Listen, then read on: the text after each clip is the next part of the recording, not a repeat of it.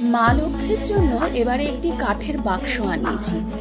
আসলে মা লক্ষ্মীর ঝাঁপিতে বা মাটির ভাঁড়ে আমরা যে পয়সা রাখি বা কয়েন রাখি, সেগুলো অনেক সময় কয়েনগুলোকে যখন আমরা নোটে ট্রান্সফার করি, তখন সেই নোটগুলো মাটির ভাঁড়ে রাখতে বা আমরা যদি নোট রাখতে চাই সেটাও মাটির ভাঁড়ে রাখতে অসুবিধা হয় এবং নোটটা নষ্ট হয়ে যেতে পারে। সেই জন্য এবারে একটা কাঠের বাক্স অর্ডার করালাম। কাঠের বাক্সটার গায়ে ডিজাইন করাই ছিল, আমি সেটার উপর একটু রং করে দিলাম।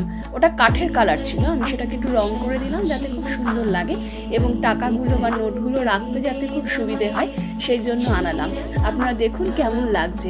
এবারে লক্ষ্মী পুজোয় মা লক্ষ্মীর ঝাঁপি তো থাকছেই, তার সঙ্গে এটিও থাকবে।